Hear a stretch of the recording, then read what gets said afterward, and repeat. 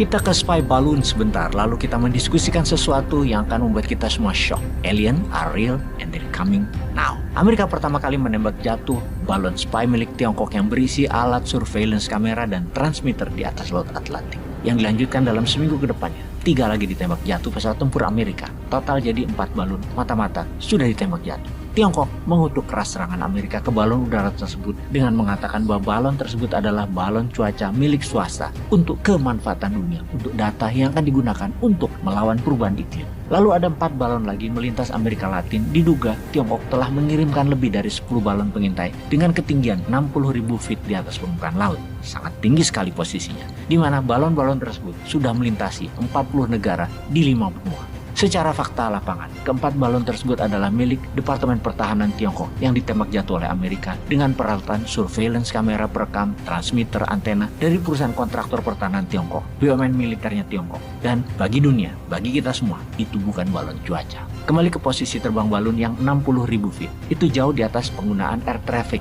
namun tetap sangat berbahaya jika menabrak pesawat umum. Aviasi penerbangan komersial dan pesawat tempur biasanya menggunakan altitude atau ketinggian antara 30.000 kaki hingga 40.000 kaki di atas permukaan laut. Kita detailkan sekarang tentang spy balloon.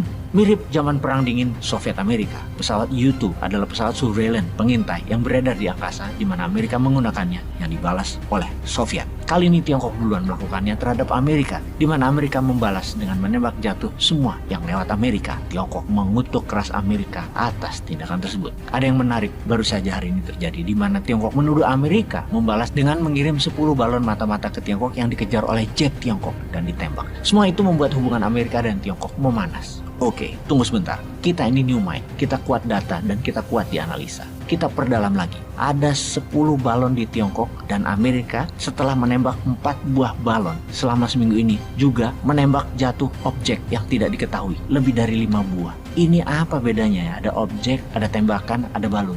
Oke, kita detailkan lagi. Fakta lapangan yang ditembak di Tiongkok dan 5 di Amerika, semuanya di ketinggian 30.000 dan 40.000 kaki dan bentuknya berbeda dengan balon pengintai. Di jarak 30.000 dan 40.000 kaki dari permukaan laut harus ditembak memang karena berbahaya bagi dunia aviasi. Tapi itu benda apa? Benda apa yang ada di wilayah udara dunia, terutama di wilayah Amerika dan Tiongkok yang memiliki Space Army, punya angkatan antariksa mereka tersebut. Sekali lagi kita rangkum informasinya. Militer Amerika tembak 5 UFO minggu kemarin. Pesawat jet Tiongkok mengejar UFO di atas provinsi Shandong. Jadi di tengah-tengah perang Amerika-Tiongkok urusan spy balloon, 2 negara adidaya ini ternyata mengencounter temuan baru, unidentified aerial phenomenon. Dan lucunya, sekarang kedua negara tersebut saling tukar informasi tentang UFO. Kita samakan bahasa umumnya dulu sebelum lanjut. Saat ini saintis dan Pentagon tidak lagi menggunakan istilah UFO atau unidentified flying object. Istilahnya sekarang adalah unidentified aerial phenomenon, disingkat UAP. Top Pentagon official melaporkan ada lebih 400 possible UAP encounter dalam 15 tahun terakhir, di mana awalnya Pentagon menduga ini adalah alat Tiongkok, namun makin kesini makin jauh beda. Fenomena bukti awal misalnya ada video di pesawat F-16-nya Amerika, radar footage-nya di tahun 2004 bocor ke publik, yang akhirnya pemerintah Amerika mengakui this is real, UAP is real. Agaknya fenomena UFO mulai terungkap. Makhluk lain tinggal di galaksi lain mulai banyak tertangkap data.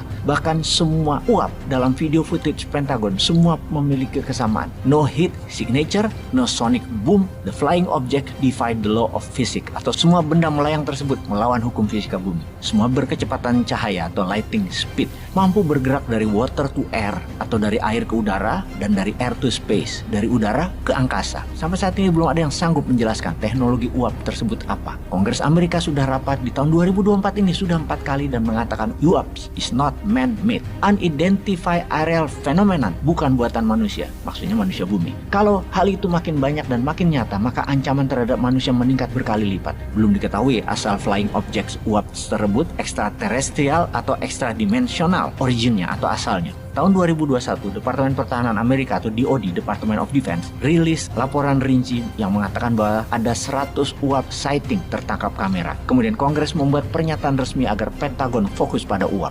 Objek yang tidak bisa dijelaskan oleh para ilmuwan saat ini atau current scientific models sama sekali belum bisa menjelaskan fenomena UAP, namun makin sering muncul kehadirannya. UFO, Crop Circle, Area 51, Aliens Lab on Dulce, Project Blue Book, Project High Jump, dan testimoni Buzz Aldrin Bob Lazar, Carl Sagan, para saintis saksi mata dan ahli lain-lainnya harusnya jadi perhatian pemerintah Indonesia. Sudah waktunya Departemen Pertahanan Indonesia juga mulai mengkaji fenomena uap. Stephen Hawking dan juga Elon Musk khawatir advance teknologi ekstraterestrial alien tidak seramah itu kepada manusia dibandingkan bule-bule Eropa yang merampok Asia, Afrika, dan Amerika Latin. Jangan-jangan manusia bisa dianggap virus yang mematikan dan merusak semesta yang harus dimusnahkan.